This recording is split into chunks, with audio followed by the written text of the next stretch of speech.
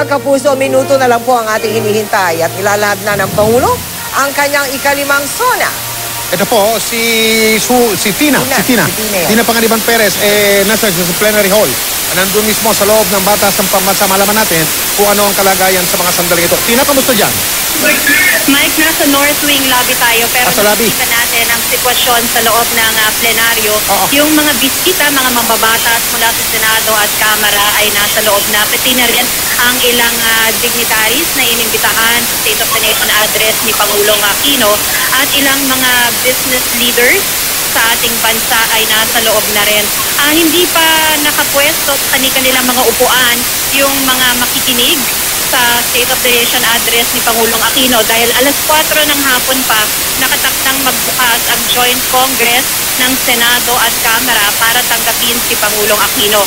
Pagkatapos ng opening ng joint session ng Congress ay saka natin inaasahang matutunghayan ang ikalimang State of the Nation address ni Pangulong Aquino. 4 p.m. pa yan, Mike, pero kaninang umaga ay ramdam na ang napakahigpit na seguridad dito sa Kamara. Yung mga empleyado nga nitong House of Representatives, nakakapuna na tila mas maraming mga tauhan ng PSG yung nakatalaga dito ngayong taon kumpara sa mga nakaraang SONA ni Pangulong Aquino. At kasama nila na nagbabantay sa seguridad dito sa Kamara ang mga tauhan ng House of Representatives Sergeant at Arms. Kumpara sa mga nakaraang SONA, mukhang napaaga ang dating ni Pangulong Aquino rito dahil usually mga 3:30 ang dating ng Pangulo dito sa Kamara. Pero napaaga nga ang dating ni Pangulong Aquino at matapos siya nga tanggapin sa rear entrance ng AFP Chief of Staff at ng Sergeant at Arms ng Senado at Kamara, ay inihatid na siya sa opisina ng PLLO o Presidential Legislative Liaison Office at doon ay binisita siya ng mga leader ng Kamara at ng Senado. Nag-usap sila ng ilang minuto ng mga miyembro ng Welcoming Committee. Yan po ay binubuo ng ilang mga senador, piling senador at piling mga kongresista. At kapag dumating na yung takdang oras para ihatid ang Pangulo sa session hall, ay yun na, e-escorta na siya papasok.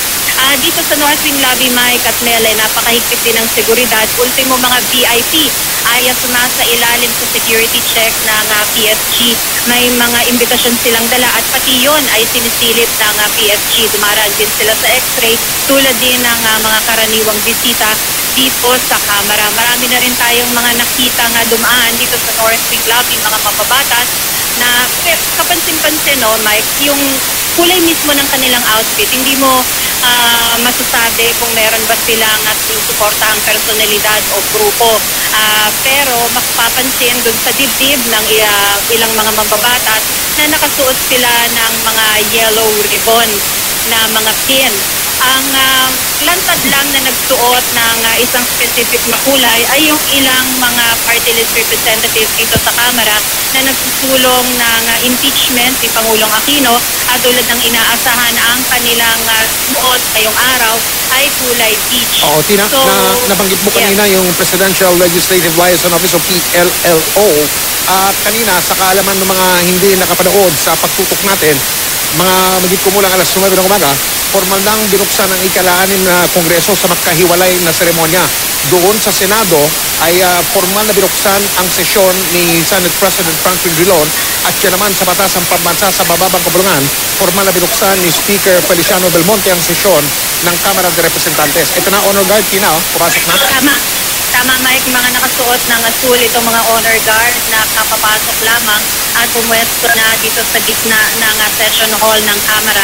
Kudyat ito na naghahanda na ang Kamara at ang Senado para sa kanilang joint session ngayong hapon. Ilang minuto na lamang kasi, mahigit 15 minutes na lang ay alas 4 na ng hapon. So, napansin na rin natin, Mike, ngayong kaninang mga mambabatas na nakatayo sa session hall, ngayon pinaupo na sa kanilang mga pwesto ngayon, Mike. Tutusin mo, napakasimple lang nung mangyayari dyan sa batasan ngayong hapon at Pinsona. Simple lang yung seremonya Simple lang yung ritual.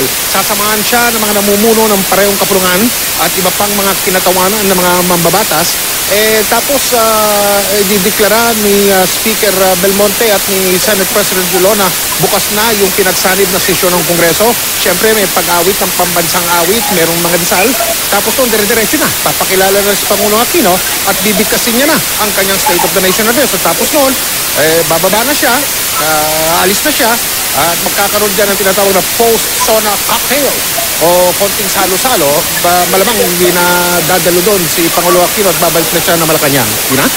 Oo, Mike, isa dun sa mga inaasahan nating matatalakay kahit na sinasabi ng ibang mambabatas move on na ay yung issue ng disbursement acceleration program dahil yun ang mainit ngayon. Sa mga nakaraang SONA ng Pangulo, madalas niyang tinatalakay yung mga issue ng anomalya at mga hakbang para labanan ng mga ito, pati na rin yung issue ng pamamahala at mga reformang ipinatutupad ng kanyang administrasyon at kriminalidad at justisya. Ngayon nga, ang mainit na issue ngayon, Mike, itong DAP at itong court battles. Pero bukod dyan, meron pang ibang mga issue na dapat tutukan ng ating bansa at ng ating gobyerno.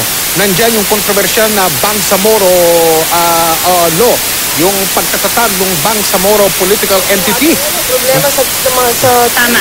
Yes, nandyan din yung ating mga relasyon natin sa ibang bansa, lalo ng China.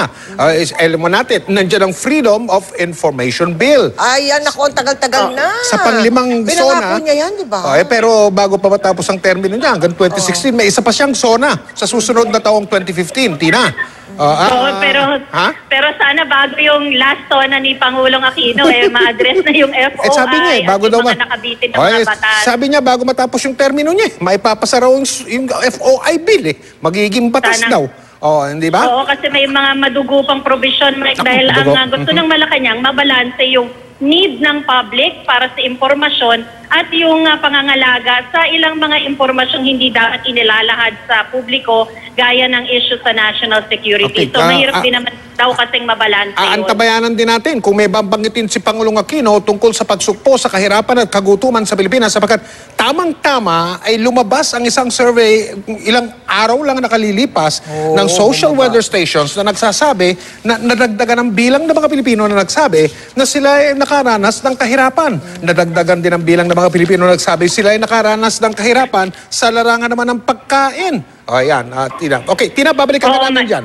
Babalikan ka namin dyan sa loob ng plenary hall ng Batasan Pambansa. Lalabas tayo ng Batasan Pambansa. Pumunta muna tayo sa hanay ng mga ralista. Narito po ang update mula kay June Veneracion. June. Okay, babalik natin yung communication natin kay June. Sapagkat hindi natin malaman natin kay June sana kung maririnig din ng mga realista ang nakikita nyo sa isang bahagi ng inyong telebisyon dyan sa tapat ng St. Peter Parish Church, yung may malaking parang dome, ika nga sa wikang Ingles, yung pabilog. Kung meron silang loudspeaker dyan na... O screen man lang. O screen o kung ano man, kung saan nila maririnig yung talumpati ni Pangulong Aquino, kung ano magiging reaksyon nila, kung meron man, habang nagtatalumpati at pakatapos ng State of the Nation Address. Ayos ba tayo kay June? Si June... Okay, wala pa tayo kay June Veneracion. Alam mo, Mike, kanina nakita ko, mabanggit natin, nakita ko yung mga kapatid ni Pangulo. Nandun si Chris, nandun si Balsi, at sino ba isa pa? Si Pinky. Si Pinky. Si Viel. Nakita ko rin sila doon. At syempre, -3, Senador. Ngayong hapon, Mel. Oo. -3. Oo, nanonood kaya sila doon? Ay, hindi. Walang TV, no? Magandang katanungan yan. Walang hindi TV, ba? walang TV doon. Dahil Baka naman meron. -3 Senador, dahil sila ay nakapiit doon sa Campo Crame. Senador Juan Ponce Enrile, Senador Bong Revilla, at si Senador Bong Revilla, Juan Ponce Enrile, at si Senador Jinggoy Estrada. So, -3 ang senador ngayong hapon, Mel. Pwede lang kung may iba pang senador na hindi makakadalo. Ayan, ha? Malaman natin na ang sitwasyon sa loob na... Nandiyan pa ba si Tina? Tina, kamusta na dyan? Mukha bang dadating na dyan si Pangulong Aquino? Mukhang nakaupo pa yung mga kasama niya doon sa tanggapan ng PLLO. Nagtatayuan na. Nagtatayuan na.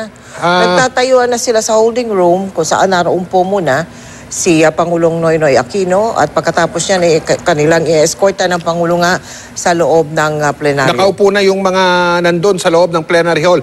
Lalong-lalo na doon sa baba, yung tinatawag na floor, kung saan nakaupo yung mga kongresista at senador. Malinaw na hudyat niya na ilang minuto pa lang ay papasok na si Pangulong Aquino dyan sa plenary hall na yan. Simple lang yan. I-anunsyo lang na nandyan na ang presidente ng Republika ng Pilipinas.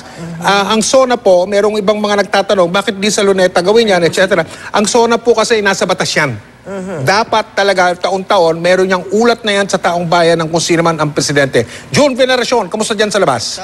Laban sa State of the Nation address ni Pangulong Noynoy Aquino ay 7,500.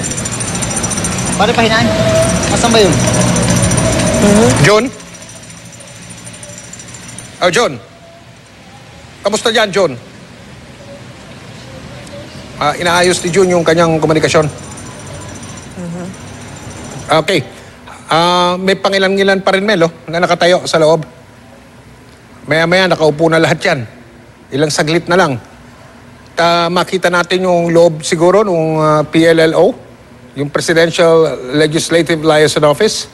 Doon yung parang holding room para kay Pangulo at yung mga leader ng dalawang